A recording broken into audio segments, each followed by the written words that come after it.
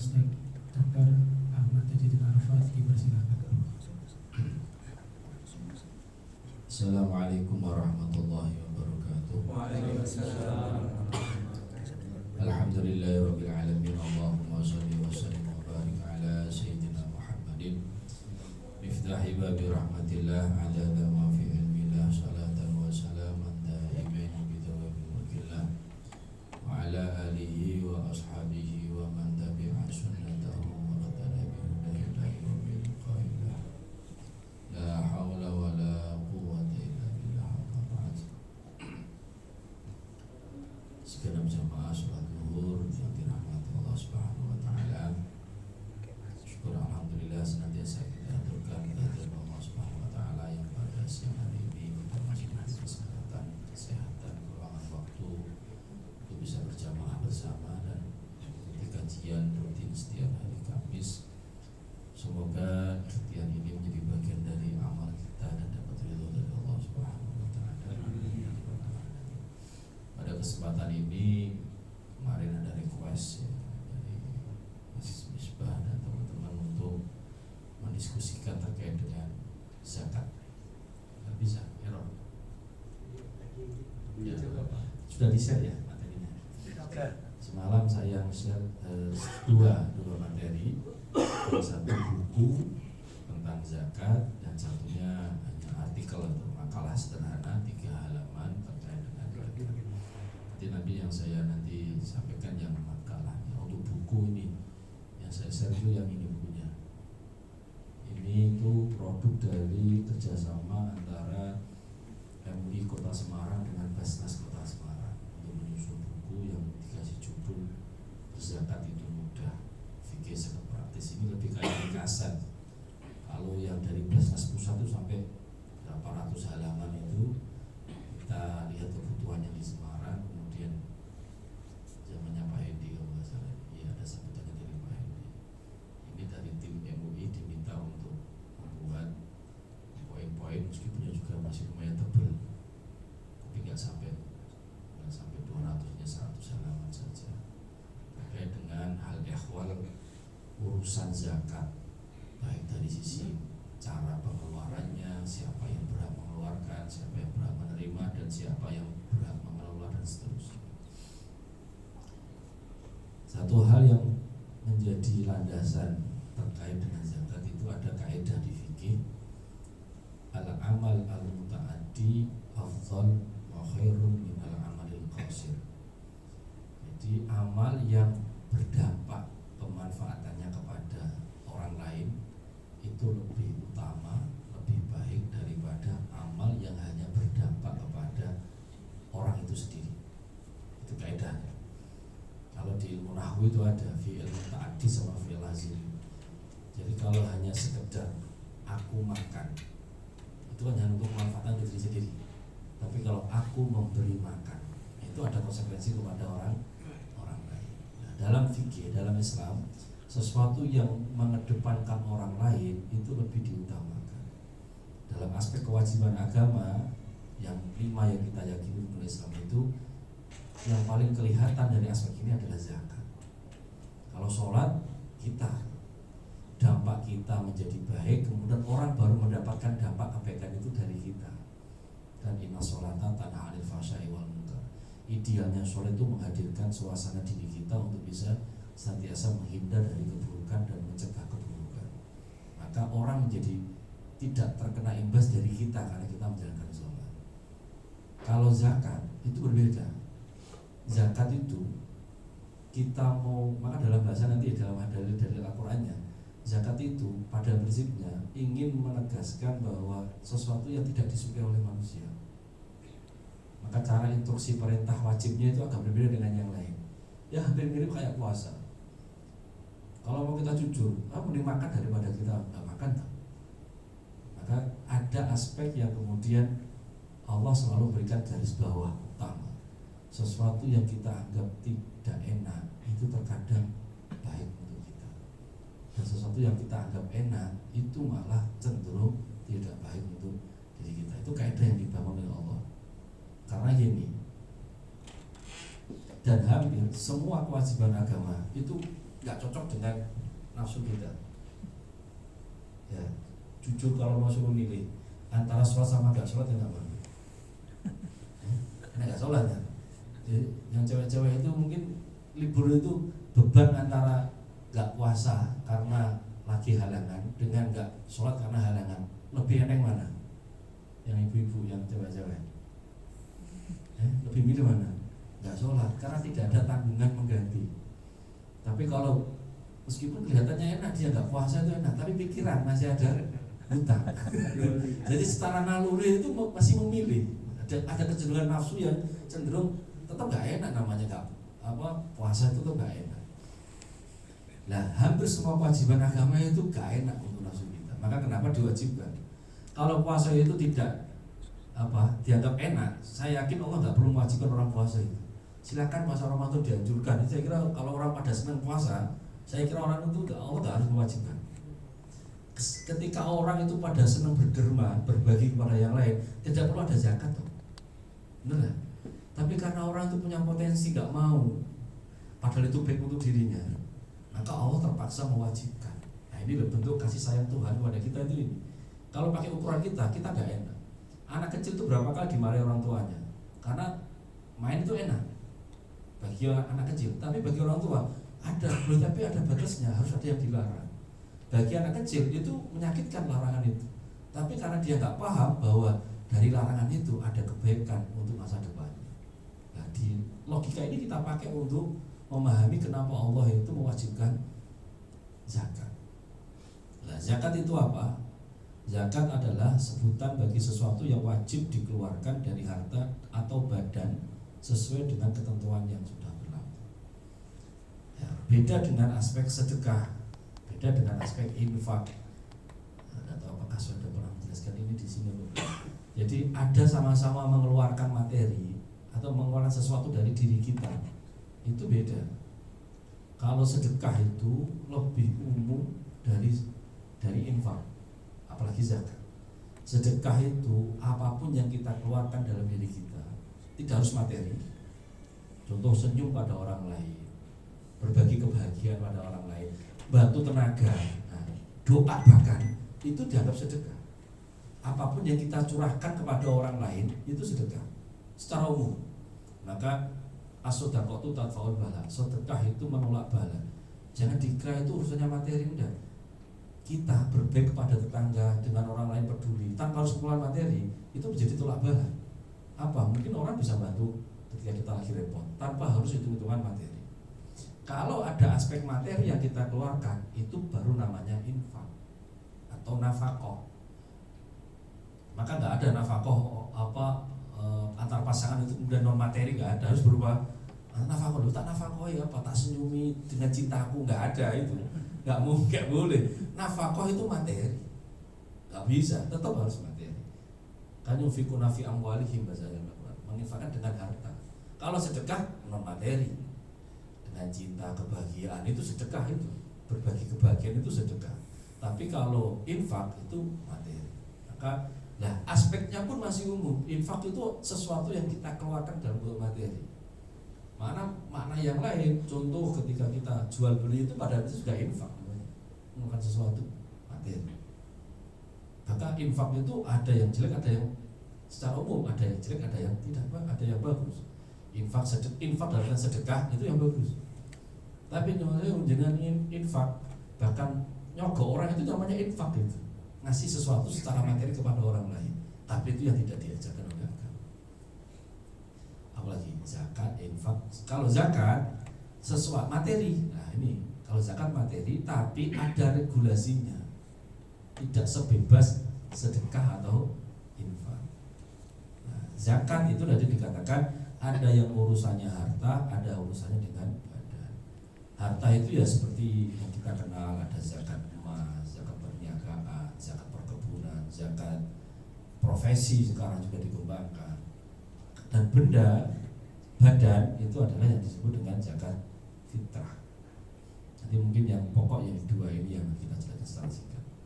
Dari Al-Qur'an ini adalah khudz min amwalihim shadaqatan tutahhiruhum wa tuzakkihim wa sholli 'alaihim inna sholataka sakanun lahum wallahu samii'un 'alim. Nah ini redaksi ayatnya itu khud itu kalimat perintah yang sifatnya paksaan. Ambillah zakat dari harta mereka. Siapa yang punya hak untuk mengambil? Pemerintah. Yang kemudian turunannya namanya amil.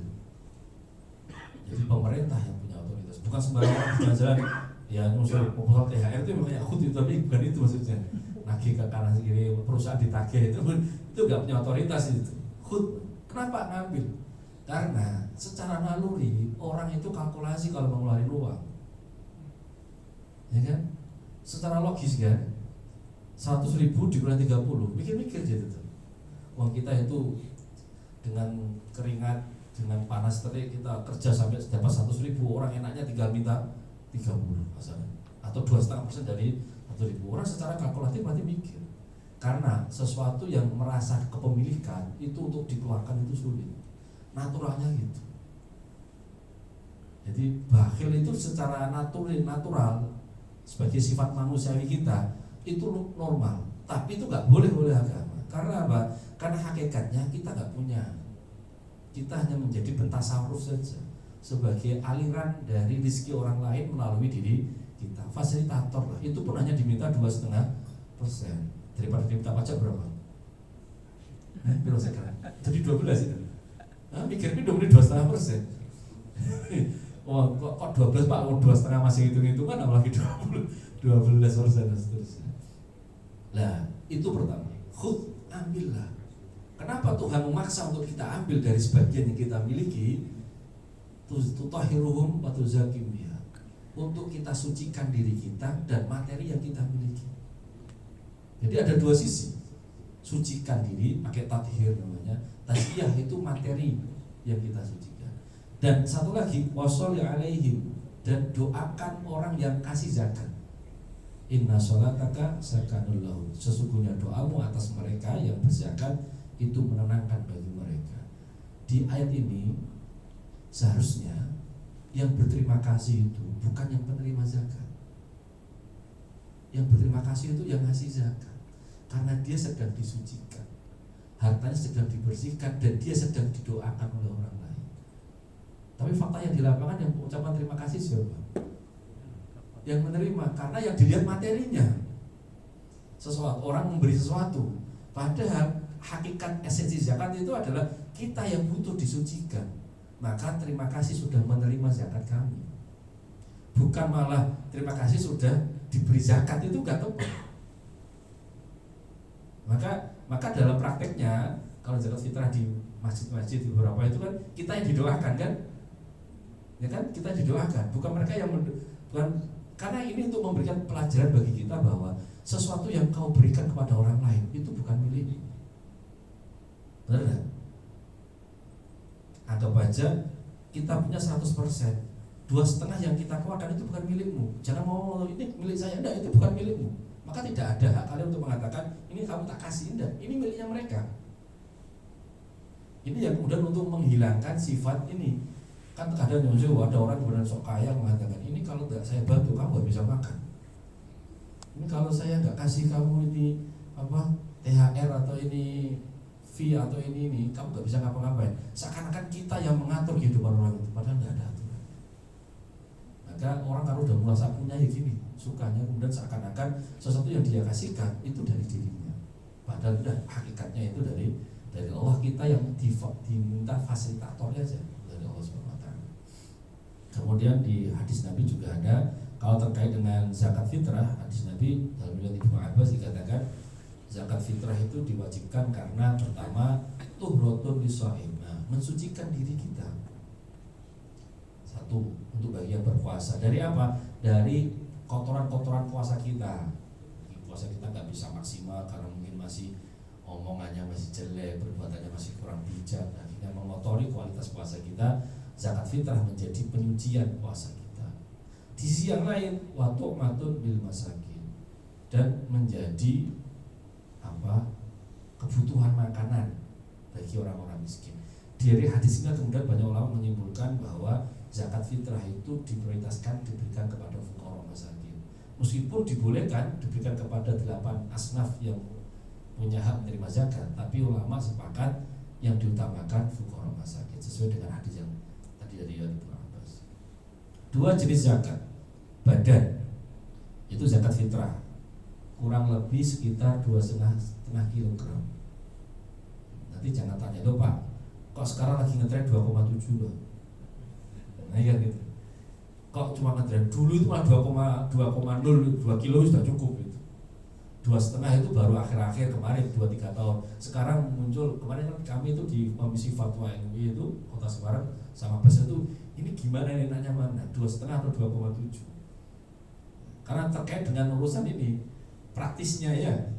Kalau dulu kan 2,5, kalau 2,5 3 kilo ya. Itu loh, beras yang 3 orang ngasih kan simpel gitu. Kalau sekarang ngetrennya berapa? 2,7. Kok nggak 3 kilo sekalian? Atau 5 kilo sekalian? Ini kenapa beda-beda? Yang berbeda karena apa? Karena zaman Nabi kewajibannya itu Nabi mengatakan zakatul fitri itu 1 sok. 1 sok itu berapa? 4 mud. 1 mud itu apa? Ukurannya takaran. Bukan apa? Volume pasti kayak liter gram itu. Ukurannya takaran. Jadi 1 mud itu 1 cakupan 2 tangannya orang Arab. Ini gini nih, ini 1 mud ini. Nah, gandum ya gini. Ini kan relatif sekali. Tangannya siapa? Kan gitu. Kalau tangan kita ya umur bisa cuma sekitar 5 gram mungkin ya, atau malah 6 gram, 6 lit apa 6 gram, 6 on mungkin 6 on maaf. 6 on. Kalau kita nggak ada 6 on mungkin malah tangan kecil-kecil itu. Maka sifatnya sangat relatif sekali. Itu pun gandum, kan nggak ada beras sana. Atau kurma malah bobotnya lebih berat lagi.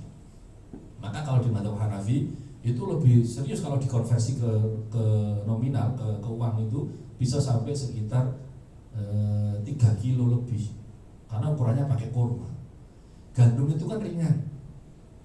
Maka kemudian standar kemudian kalau kita pakai beras, ya maka sifatnya beda-beda. Ada ulama-ulama yang dulu itu masih 2 kilo sudah dikatakan cukup.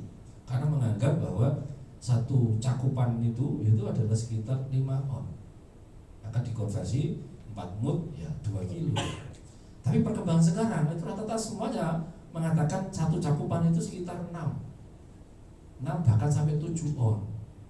Maka kalau dikonversi jatuhnya ya 2,7 bahkan sampai 3 kilo. Intinya adalah kita untuk jaga-jaga maka ambil yang lebih banyak daripada yang kurang. Intinya gini, kalau 2,5 itu Semarang masih rame, masih digunakan, tidak apa-apa. Karena itu pun sudah kalau ditakar itu 6,4 sekian itu. Kemudian dibulatkan 2,5. Kalau 2,7 insya Allah sah. 3 kilo sangat sah sekali itu. Tidak ada perdebatan kalau 3 kilo kita ngasihnya itu. Nah itu Pak kan melebihi sesuai dengan standarnya. Nah lebihnya namanya tabarruk, sedekah. Kalau saya ditanya, kok yang tanya itu orang punya, oh zakat fitrah apa Pak? Beras 3 kilo, gula, kopi, teh 1 paket. Syukur ana sarungnya barang lebok barang. Nah seperti itu sekaligus sedekah sekalian. Itu. Dan ukurannya beras. Kalau dikonversi ke uang, kalau sesuai dengan edaran yang dari Basnas Kota Semarang itu 50.000. Itu sudah ada dimensi tabaruknya itu. Kalau dikonversi karena rata-rata coba kalau kita pakai standar 2,5 ya. 1 kilo beras yang premium itu berapa? 16.000 ya. Ambil kali 2 30-an baru kan? 30. Tapi dikonversi 50.000. Ya aman lah daripada datang menyusui barang 2.000 barang kan ribet itu. Panitannya ribet itu. Itu terkait dengan kewajiban kepada siapa? Kepada diri sendiri yang wajib diberi nafkah dan juga yang wajib diberi nafkah istri, anak, orang tua yang dalam tanggungan kita. Nah, kita yang ngeluarin. Bahkan mungkin kalau pembantu itu dalam tanggungan kita juga kita yang ngeluarin. Tapi siapapun yang dalam tanggungan nafkah kita itu yang kita ngeluarin. Tidak yang untuk diri kita. Batasnya kapan? Sejak awal Ramadan sampai sebelum mulai sholat Id. Waktu afdolnya sebelum sholat Id, tapi gak usah dicoba, risiko. Gak sempat ya. Kalau bisa sekarang aja gak masalah. tidak mengurangi apapun daripada kemudian ya toh golek uceng kelangan delek ya malah gak sah kabeh malah. Nah ini juga untuk catatan bagi kita juga, kalau mungkin ada yang bantu-bantu di musola masjid sebagai bagian dari panitia zakat itu tolong kalau bisa kemudian pastikan ada batas penerimaan zakat itu, jangan dipepetkan malam terus dia baginya kapan itu. Masuk ramai bodoh semuanya ngurusi zakat toh itu.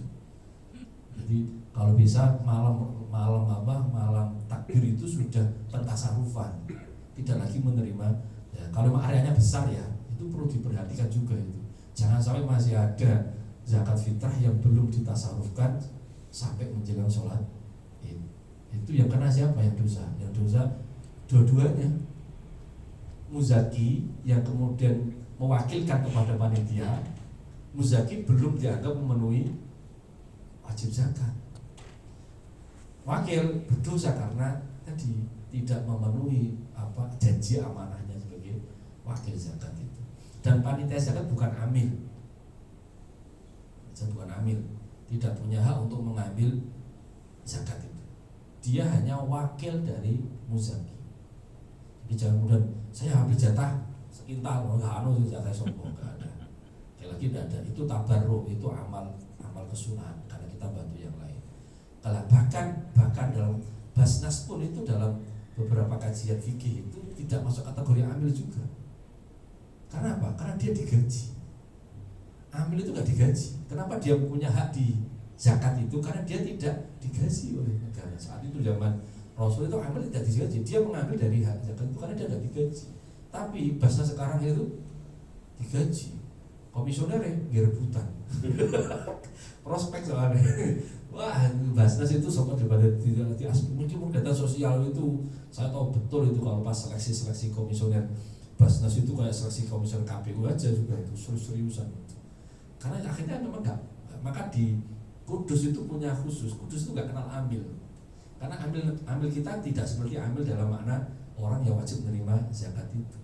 Maka di Kudus itu para kiai itu tidak menyebut amil. Basnas itu badan amal zakat nasional, bukan amil, karena nggak ada amil kita itu, karena digaji di SK oleh negara dan diambil biaya dari negara, tidak diambil dari biaya zakat itu sendiri. Kemudian zakat yang kedua harta, materi, ada yang berbentuk benda, ada yang berbentuk nilai. Benda itu seperti pertanian, buah-buahan, ternak. Ini yang sifatnya mansus ya, yang tertulis dengan nas Al-Quran seperti ini. Pertanian itu padi, gandum, dan pohon pokok yang lainnya, namanya ziro'ah. Buah-buahan itu korma dan anggur. Nanti ada yang tanya, wah nak bos durian pak? Durian itu untungnya lebih untungnya korma dan anggur, apalagi kemarin musim panen itu. Itu kalau pakai mazhab yang ini, mazhab Syafi'i atau mazhab secara umum yang sifatnya salaf, maka gak wajib zakat. Di bos durian, bos tebu, apa nih? Bakul-bakul buah yang apel ya, atau yang bakul buah yang besar-besar itu loh, dan buah yang mahal-mahal itu meskipun keuntungannya sudah dihitung itu wajib zakat karena itu bukan mansus, tidak tertulis secara nas dalam Al-Quran dan hadis seperti ini. Karena anggur dan kurma itu Rasul kalau tahu nanti Islam sampai Jawa mungkin durian muncul juga itu. Rasul belum tahu kalau di durian ada durian buah rajanya buah di Jawa itu atau di Asia itu, kalau tahu fatwanya keluar itu. Durian masuk juga itu. Dan nanti jatuhnya apa? Zakat profesi. Zakat profesi. Karena itu diperjualbelikan. Nah, maksudnya zakat profesi atau zakat niaga bisa maksudnya. Jadi di luar ini. Ternak, unta, sapi, kerbau, kambing. Tapi kan ada ternak yang lain. Ternak ayam. Prospek juga loh itu. Maksudnya apa? Gak ada di sini. Tapi nanti dielatkan, dikaitkan dengan. Maka kemudian kalau pakai standar ini, benda seperti ini, orang-orang itu nggak punya wajib zakat itu. Padahal kayaknya gila-gilaan itu. Kalau bos ayam kalau sekarang itu lagi gila-gilaan. Ya, apalagi selain itu, misalnya ternak yang itu apa? Ternak lele, ternak udang. Ya apa itu? Ya apa namanya? Pertanian, perkebunan apa namanya? Kalau yang udang, bandeng itu perikanan. Itu nggak ada di sini. Nggak dapat itu. Padahal sugih ya. Tidak masuk. Qimah berupa nilai yaitu nukut emas, perak, dan uang kertas, deposit, tabungan dan seterusnya yang berkaitan dengan itu. Saham mungkin juga. Tijarah, usaha barang dan jasa. Ya dalam artian gini, kalau yang atas itu zakatnya berupa barangnya. Kalau pertanyaan berapa? 10% dikonversi dari barang itu. Tapi kalau ini tidak materinya yang dizakatkan, tapi nilainya. Emas itu berapa? Kalau standar nukut itu 85 gram emas, kurang lebih sekitar itu. Itu dalam akumulasi setahun, maka dia punya kewajiban zakat. Syarat wajib zakat fitrah dulu, Islam jelas, non muslim juga punya hak untuk bayar zakat. Mengalami terbenamnya matahari pada akhir bulan Ramadan. Jadi mengalami terbenamnya malam terakhir bulan Ramadan. Jadi kalau nanti malam itu 1 Syawal, maka dia masih hidup di masa ini. Meninggal di sekarang tidak mendapati malam 1 Syawal, dia tidak wajib zakat.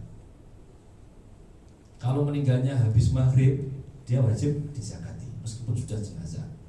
Anak kecil lahirnya sekarang wajib zakat.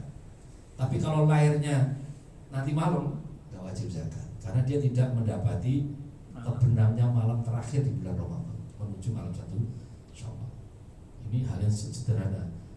Jadi kalau ada anak lahiran malam bodoh, dia nggak wajib zakat.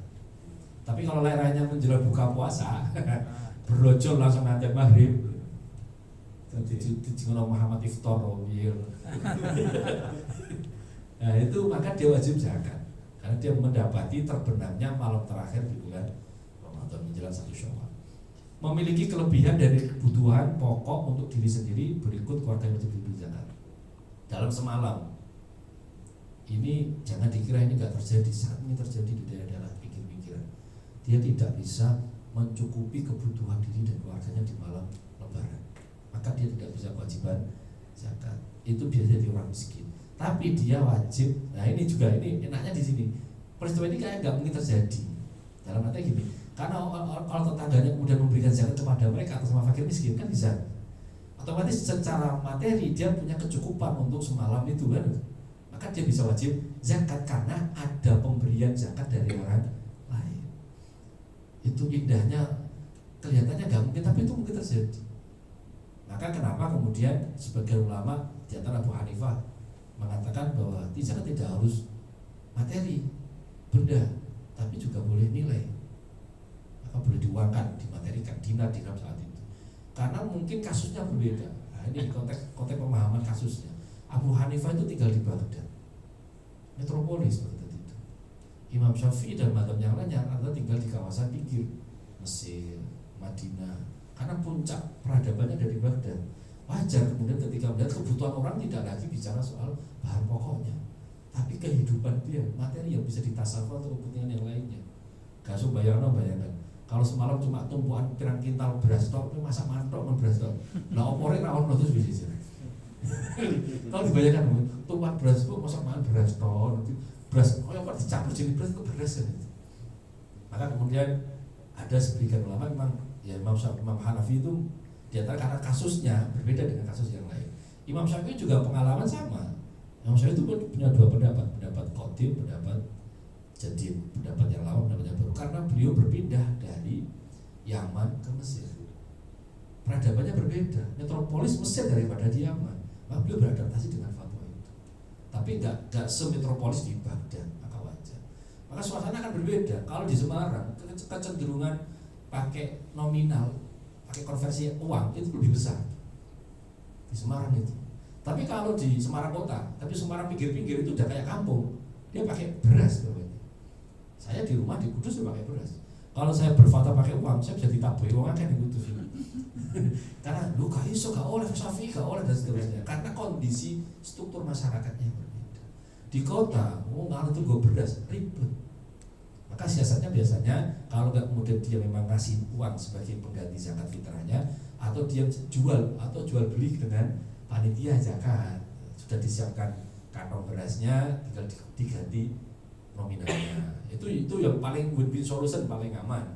Karena memang dianjurkan apapun kalau bisa zakat fitrah itu berupa bahan pokok, nggak usah uang. Itu tanda-tandanya. Kalau syarat wajib zakat qimah, nilai Islam, merdeka, milik sempurna. Jadi harta yang dimiliki itu miliknya sendiri. mencapai nisab senilai kurang lebih 85 gram emas murni 24 karat. Sekarang berapa 1 gram emas itu? 1,7. Ya, 1,7. 1,7. Ya lumayan nih. 85 gram kalikan itu berapa? Habis 100 ya? Tembus 100 lebih. Nah kalau kita dalam waktu 1 tahun ya, berdiam harta sejumlah itu, maka wajib zakat. Kalau cuma masih 85 juta belum. Itu kalau asumsinya satu emasnya itu 1 juta. Kalau sampai 1 juta lebih, 1 juta lebih, maka ya belum wajib zakat. Nah nanti dan genap 1 tahun hitungannya. Nisab itu satu yang pasti tidak boleh diganggu-gugat. Kalau kita punya uang 200 juta ya, dalam kurun waktu 1 tahun, terutama uang kayak perhiasan, koleksi emas dan seterusnya, dikonversi harganya segitu, maka wajib zakat dipotong 2,5%. Tapi kalau andaikan kemudian belum sampai 1 tahun, misalnya kita mengumpulkan uang mulai Januari, nah hitungan tahunnya itu hijriah, maaf, bukan miladiah, bukan masih hijriah. Kita mengumpulkan mulai bulan Ramadan tahun ini, tahun kemarin. Ya, kemudian tahun Ramadan ini ternyata sudah ada 100 juta. Kalau pakai standar harga emas sekarang, mungkin belum bisa wajib zakat. Bukan berarti kita nggak boleh berderma loh ya. Menurut kalau juga nggak sama ngomong-ngomong ya, nggak gitu juga. Kadang itu pikirannya samin juga, nggak lapor-lapor wajib zakat, nggak apa-apa, nggak ngomong boleh, nggak boleh. Sedekah itu lebih terbuka daripada zakat, karena ada aturannya. Bukan dikatakan zakat, tapi sedekah. Kalau kemudian Ramadan kemarin diakumulasi sampai tahun ini, Ramadan tahun ini kemudian 200 juta, wajib zakat 2,5%. Andaikan dalam perjalanannya belum sampai Ramadan, di bulan Rajab kemarin uang kita sudah 200 juta, belum sampai 1 tahun, boleh tidak kemudian kita menyegarakan, atau hitungannya mulai Dzulhijjah sampai Ramadan ini uang kita sudah 200 juta, kan sudah melebihi nisab itu. Boleh tidak saya keluarkan di tahun ini, di Ramadan ini, itu tabarukan di bulan suci juga, karena Allah Rasul mengatakan sedekah terbaik itu di bulan Ramadan. Mumpung haji, mumpung ini Ramadan, saya mau zakat sekarang boleh tidak? Ulama mengatakan boleh. Kalau memang sudah itu mas 1 nisab. Kalau belum nisab kita nggak boleh. Tapi sedekah. Jadi kalau yang ukuran tahun genap 1 tahun itu tidak kaku dalam artian. Kalau sebelum 1 tahun genap itu kita sudah melampaui batas nisab, kita boleh keluarkan saat itu juga tanpa harus menunggu bulan Dzulhijjah besok itu. Yang wajib dikeluarkan zakat pertanian. Nah, ini saya kira nanti dibaca-baca saja ya. Ini kan teknis itu. Nanti bisa 5% bruto dalam artian tanpa irigasinya apakah buat dia atau tidak. Kemudian 2,5% dari total kepemilikan pada akhir tahun ini yang zakat qimah. Ini yang nukut, yang emas, perak, uang dan sebagainya. Uang yang ada di bank 2,5% dari total kepemilikan pada akhir tahun, yang memang kepemilikan tanpa diudik kebutuhan pokok lah ya. Dalam artian gini, kalau nanti dikurangi hutang dan seterusnya itu, kalau ada dan melebasi di atasnya nisab, maka wajib zakat. Punya 200 juta, tapi ada KPR, ada ini, modal juga ini, ternyata tinggal 80 juta ya tak wajib zakat. Dia memang kepemilikan sendiri. Tijarah 2,5% itu tidak termasuk modal investasi, mesin, kendaraan gak jadi itu. Rumah juga gak jadi itu. Tapi kalau rumah itu rumah investasi, nah itu dihitung. Kan ada sekarang model memang bisnisnya properti kan, itu kepemilikan, tapi itu bukan dalam arti di tempat tinggal. Berarti investasi itu dihitung itu masuk hitung zakat. Yang berhak menerima zakat ada beberapa, fakir dan miskin. Bedanya hanya soal kalau fakir itu orang yang tidak bisa memenuhi kebutuhan pokoknya sendiri. Ya mungkin kalau dari kita itu sehari paling berapa ya kebutuhan dasar orang itu berapa? Normalnya biaya hidup sehari untuk satu orang itu standar berapa? 50.000 kalau kota Semarang. Kan ada itu ya standar hidup kota Semarang itu berapa? 50.000. Kalau dia itu cuma bisa hidup 10.000, nah itu fakir. Nah jadi rata-rata berapa? 150 lah, masuk masih fakir kayak gini. Nah, kemudian miskin itu apa? Orang yang berpenghasilan 50 sampai 100 dari kebutuhan pokoknya. Dia masih bisa mencukupi tapi terbatas. Hanya bisa memenuhi kebutuhan primer dari diri sendiri.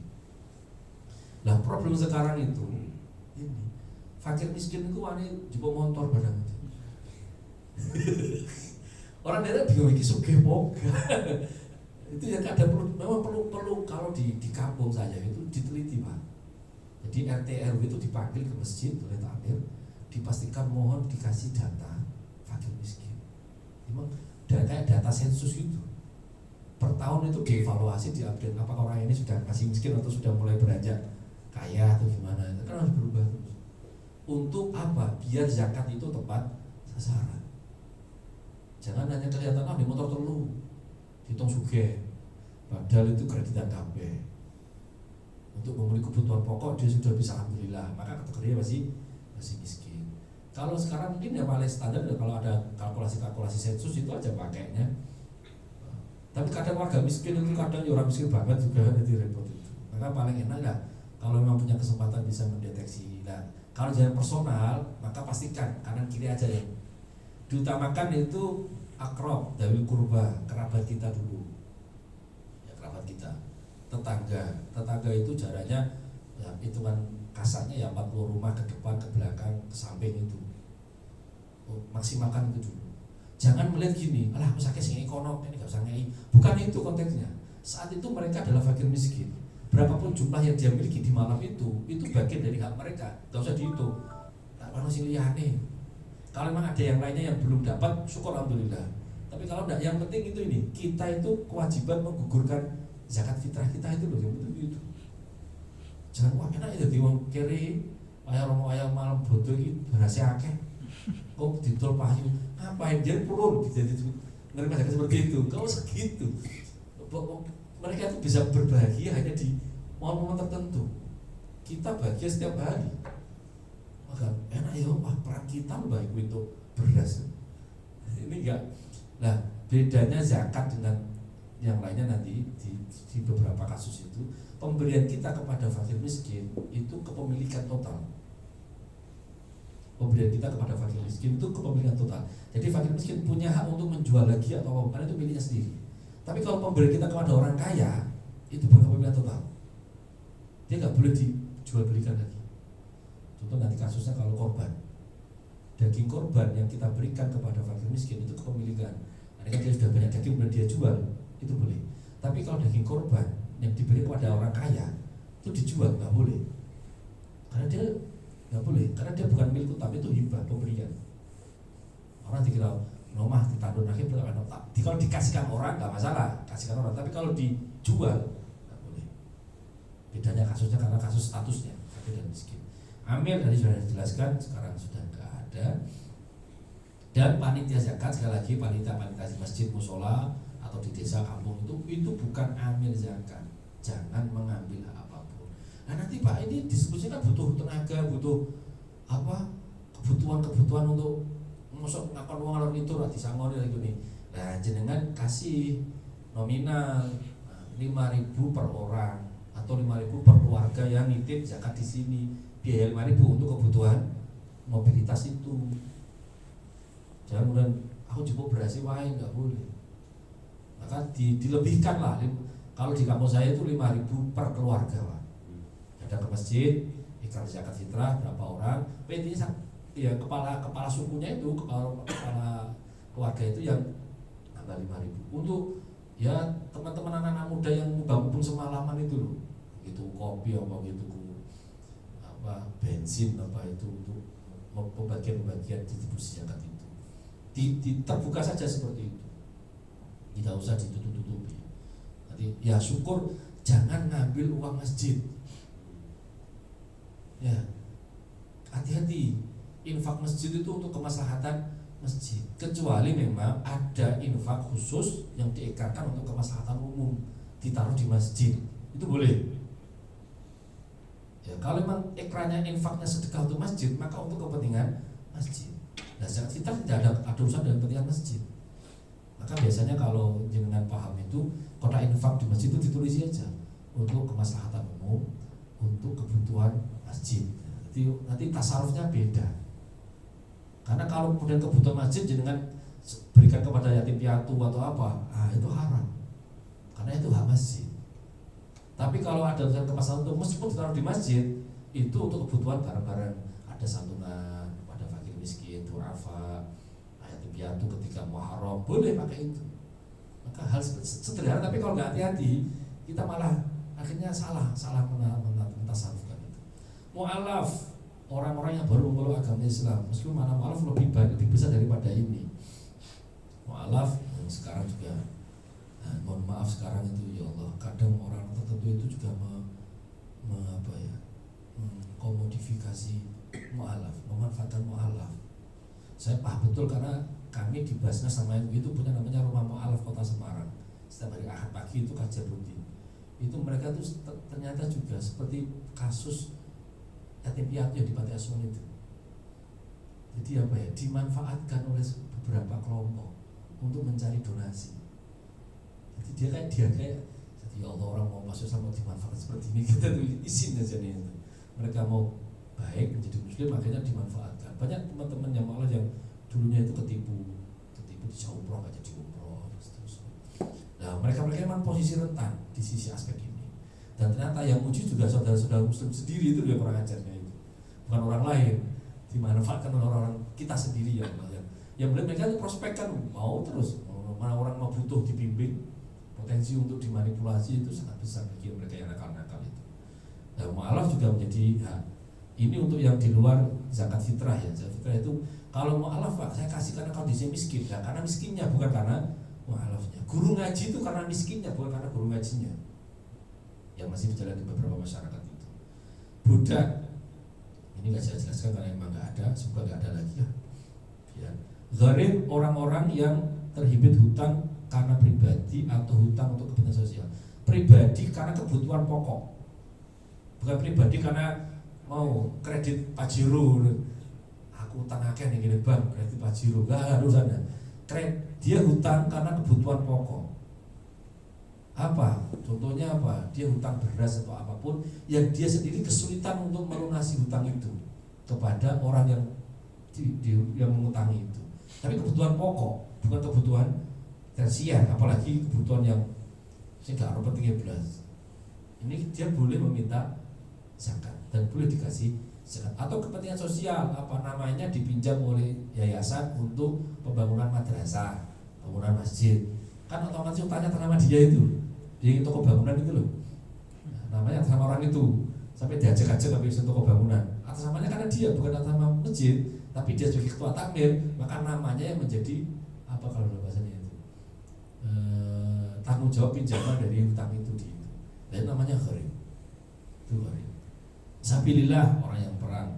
Sabilillah sekarang itu dalam konteks Basnas dikembangkan. Jalan Allah itu kemudian, maka jangan kaget ada beberapa harta zakat yang ditasarufkan untuk kebutuhan sebenarnya pembangunan, beasiswa, itu beasiswa pada anak fakir miskin dan seterusnya. Karena manasabilillah dikembangkan, tidak hanya diartikan sebagai orang yang perang jalan Allah. Kalau sekarang nggak ada orang jalan Allah, kecuali kasus di Palestina. Kita nggak mungkin bawa ke sana, kita masih butuh semua zakat di tentara kita. Ibnu Sabil, orang yang kehabisan bekal di tengah perjalanan, bukan untuk perjalanan maksiat. Kalau sekarang kita hampir nggak ada, jarang ada, meskipun bisa potensi ya, dia perjalanan uji apa, kemudian bekalnya habis, dia minta zakat, itu sangat mungkin terjadi. Tapi kalau yang nggak umum, yang masih umum kita yaitu fakir miskin, mu'alaf, sementara yang bisa dikelola dengan terukur itu fakir miskin, mu'alaf aja baru akhir-akhir ini diukur tentang kebutuhannya. Kemudian takjil, tadi sudah saya sampaikan, takjil zakat boleh ya, disegerakan, tidak harus batas akhir dari waktu pemenuhan atau zakat itu. Dan beberapa problematika tadi sudah saya jelaskan, pegawai, karyawan dan pegawai negeri tetap atau tidak, baik profesional termasuk kategori ikat ijarah, akad jasa, maka wajib mengeluarkan zakat. Ini namanya zakat profesi. Kemudian alhamdulillah sudah ini juga, ini bagian terakhir itu, status panitia penghimpun atau pembagi zakat adalah wakil dari muzaki, bukan amil. Maka dia lah yang kemudian wajib. Terkait zakat fitrah, titik ideal ya, pemberian zakat fitrah itu 1 orang 3 fakir miskin. Bukan 1 orang 1 fakir miskin. Yang dianjurkan, yang diperintahkan itu 1, saya misalnya, saya punya tanggungan 3 orang, istri sama 2 anak. Maka saya itu wajib memberikan 3 kepada fakir miskin. Bukan 3 kilo kali 3 enggak. Anggap aja 2,5 ya. Itu 2,5 itu dibagi kepada 3 orang. Bukan kepada satu orang. Itu yang syariatnya seperti itu. Tapi karena mungkin kalau dibagikan sedikit itu ya. Ya kan bayangkan 2,5 bagi 3 itu. Kira jumbutan. Kayak mangan itu doro citi-citi itu. Maka kemudian ada ulama namanya Imam Kofal, enggak, 1 orang cukup 1 orang fakir miskin, tidak harus 1 orang 3. Kalau mau dikelah agak diakali bisa. Nah, kalau mau tapi agak repot gitu. Jadi kewajiban tanggungannya gini, yang saya praktekkan di keluarga saya biasanya, tapi sekarang akhirnya juga tidak juga. Itu saya punya wajiban 4 zakat fitrah. Anggap aja 2,5, 4 untuk saya, istri, 2 anak. Nah, saya diajari kiai saya agar kita memenuhi aturan yang ideal itu, maka setiap karung atau plastik 2,5 itu kita ambil masing-masing 1 gelas. 1 gelas. Kemudian gelas ini kita bagi ke kantong yang lain. 3 itu tanpa mengurangi kadar kilogramnya. Maka kita dengan ketika kita kasih ke 1 orang itu sudah ada milik saya, milik istri, milik anak. Jadi 4 orang yang kami kasih sama dengan 4 kali 3 kali 4 dan seterusnya. Itu yang ribet. Tapi yang paling umum yang sudah berjalan ya sudah 1 orang kasih 1. Jenengan punya wajiban di rumah berapa orang? 2 orang suami istri itu pasangan, ya udah kasihkan 2 orang. Kalau syukur, kalau mau baik ya tadi 1 orang 3 kantong, kasih ke 3 fakir miskin. Nah, saya kira itu bisa lah kalau cuma 2 cowok lagi bernikah, nikah muda ya kan, samune saya akeh, maksud tuku beras 3 kilo kali 3 kali 6 ya, istri 3, jenengan 3, ya, kemudian kasihkan ke fakir miskin yang ada itu berikan. Dianjurkan, sangat dianjurkan ketika kita memberikan zakat itu di tempat di mana kita bermukim ya. Itu yang dianjurkan. Atau tempat di mana di malam itu kita berada, malam takbir itu kita berada, di situ kita wajib zakat. Kalau ditakjil bebas, takjil tidak di tempat itu. Ketika malam terakhir kita belum memenuhi, maka kita diminta di sana. Jadi ini yang harus dipahami. Tapi kalau ditakjil, contoh kita sudah titipkan ke Masjid Kauman, oke, tidak masalah. Kalau takjil ya. Tapi kalau di malam yang wajib kita lakukan, maka di mana kita berada itu kita wajib mengambil zakat. Atau kita wakilkan kepada saudara kita di rumah, kita sudah perjalanan mudik, belum sampai rumah, ya kan? Kita titipkan aja, pesan siapa, amanahkan untuk bisa nitipkan zakat atas nama jenengan. Jadi kita tidak harus sendiri yang memberikan zakat itu sendiri. Syukur baiknya kita sendiri yang berikan. Saya kira itu mungkin gambaran beberapa poin terkait dengan zakat. Mungkin kalau ada yang ditanyakan, silakan. Assalamualaikum warahmatullahi wabarakatuh. Waalaikumsalam warahmatullahi wabarakatuh. Terima kasih Ustaz untuk materi yang telah disampaikan. Barangkali Bapak Ibu ada pertanyaan? Ada? Oh ya, silakan. Apakah untuk mustahik harus muslim atau? Oh ya. Untuk mustahik, kalau zakat fitrah ada sebagian ulama yang membolehkan kepada non-muslim, tapi itu pendapat lemah. Nah, terus gimana Pak? Gak pernah Pak, tonggo non-muslim juga gak punya, kasih sedekah aja. Kalau sedekah gak pakai atas nama agama, bebas. Tapi kalau zakat, ulama sepakat semuanya wajib diberikan kepada sesama muslim. Tapi kalau zakat fitrah ada yang mengatakan diperbolehkan. Tapi kalau zakat mal, zakat materi, zakat niaga, zakat emas tidak boleh, harus kepada sesama muslim. Tapi kalau zakat fitrah ada sebagian meskipun kolnya sangat lemah, tapi kalau saya nggak saranin itu. Andaikan kemudian tetangga ada yang membutuhkan dan itu non muslim dan fakir miskin, udah kasihkan aja. Kalaupun bahkan bahasanya kalau jenengan bahasanya itu ini zakat fitrah dari saya, nggak apa-apa, hanya bahasa aja. Tapi itu tidak dianggap sebagai zakat fitrah. Karena mungkin bisa ada kategori mu'alaf. Mu'alaf itu dalam fikih tidak hanya orang yang masuk Islam, tetapi orang yang berpotensi masuk Islam itu dikasih zakat. Zaman Nabi itu ada orang yang sangat baik dengan Islam, non muslim, dikasih zakat pada Rasul untuk diharapkan keislamannya. Maka dulu itu diberikan kepada para siapa? Para pendeta. Karena logikanya gini, pendetanya masuk Islam, bogolnya cekal dasik atau buntute, teorinya gitu. Dan itu akhirnya kan tetap jadi mualaf semua, tetap punya hak untuk menerima zakat.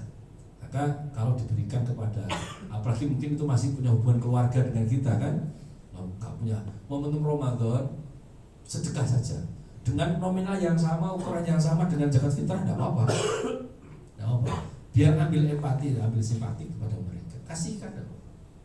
Tapi kalau sedekah tidak melihat agama apapun, sedekah itu bebas untuk kepada siapa yang membutuhkan. Itu Mas saya kira terus. Baik, mengingat waktu sudah menunjukkan pukul. Oh masih ada. Monggo Pak. Ustaz mau nanya, kalau infak masjid, apakah digunakan untuk fisik saja atau boleh digunakan untuk aktivitas masjid itu sendiri, misalnya buat acara seperti ini atau jadi yang berada di masjid? Kalau terkait dengan infak kepada masjid, satu yang prinsip adalah kebutuhan masjid, dalam artian mungkin kayak renov, pembersihan, pembayaran listrik, air kalau memang air itu adalah bayar dan seterusnya. Tapi kalau untuk acara itu tidak masuk. Tidak masuk. Di antara kebutuhan masjid itu tentunya ya bisyara imam itu kebutuhan masjid. Tapi kalau hanya rapat kegiatan atau kegiatan-kegiatan hari-hari besar itu tidak bisa diambil dari kas masjid. Tidak boleh. Maka tadi itu perlu ada pemahaman takmir tentang mana yang memang tasarruf untuk masjid, mana yang kalau di masjid kami di Permatapuri, Masjid Al Azhar PP itu terus jelas itu kota-kotanya itu. Karena kami ada rumah tahfidz, sedekah untuk rumah tahfidz, sedekah untuk kemaslahatan umum, sedekah untuk bangunan masjid, maka beda-beda sekali. Karena nanti itu yang ini tuh soal pemberian tasarrufnya. Maka kalau paling aman lagi ya di sedekah umum, tidak untuk kemaslahatan masjid saja, tetapi yang melewati masjid saja. Jadi masjid juga nanti dibagi dengan kebutuhan yang lainnya. Jadi kalau untuk kemaslahatan masjid dalam artian ketakmiran itu masih boleh Pak, rapat misalkan. Tapi kalau kemudian untuk acara hari besar itu nggak bisa, karena itu di luar. Kan itu kalau di masjid tidak masalah, harus di masjid. Nah itu. Tapi kalau untuk kemaslahatan masjid, ya rapat takmir pengurus itu karena untuk kemaslahatan ke masjidnya kan ke dalam sifatnya ya. Tapi kalau ada acara hari besar kan harus di masjid juga, bisa di balai RT kan juga bisa. Cuma kan Alhamdulillah di masjid tempat syiar Islam. Tapi sekali lagi itu pembiayaan tidak boleh dari masjid. Itu saya kira seperti itu ya. Kalau misalnya sholat Idul Adha ada infak dipakai buat acara kurban itu nggak boleh ya Ustaz? Kurban juga nggak boleh. Nggak boleh. Ya, kecuali memang disepakati bahwa infak di Idul Adha itu untuk keperluan tidak masjid, tapi memang tempatnya di masjid tidak masalah. Nah, maka ini harus dijelaskan, diketahui oleh halayak terkait dengan hal ini. Terutama korban, kan korban tidak harus nyembelih di masjid. Nah itu yang kedua, itu di luar kebutuhan masjid itu sendiri. Nah, sekaligus mungkin ya nanti terkait dengan korban itu juga sama. Harus ada pembiayaan di luar penyembelihan. Karena nggak boleh tukang jagal aku jatah dasi, itu nggak boleh. Nggak boleh, itu nggak boleh. Harus ada pembiayaan di sana. Saya kira itu ya, tersebut. Baik, cukup ya. Mungkin kalau ada pertanyaan lain bisa kita sampaikan di lain kesempatan. Mengingat waktu sudah pukul jam 1 lebih, kita sudah berada di ujung acara. Mohon izin Ustaz untuk dapat memimpin doa untuk menutup acara kali ini.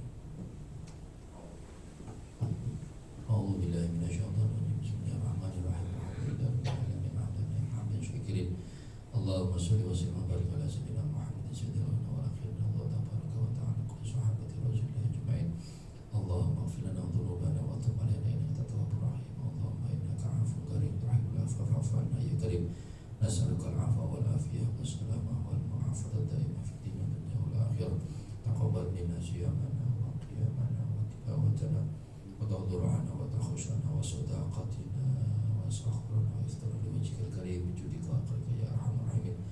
اللهم بلغ مقاصدنا واغفر لنا ما مضى يا واسع الكرم يا رب المصطفى يا الله. وسلم نسألك رضاك والجنة ونعوذ من سخطك ونار. اللهم إنك اللهم انفعنا بما علمتنا وعلمنا ما ينفعنا وزدنا علما نافعا. بارك الله لنا في حياتنا، بارك الله لنا في معيشتنا، بارك الله في أولادنا وذريتنا، بارك الله لنا في كل جهة إنك على كل شيء قدير. رب جل جلاله رب اجعلنا مقيم الصلاة ومن ذريتنا ربنا تقبل دعاء.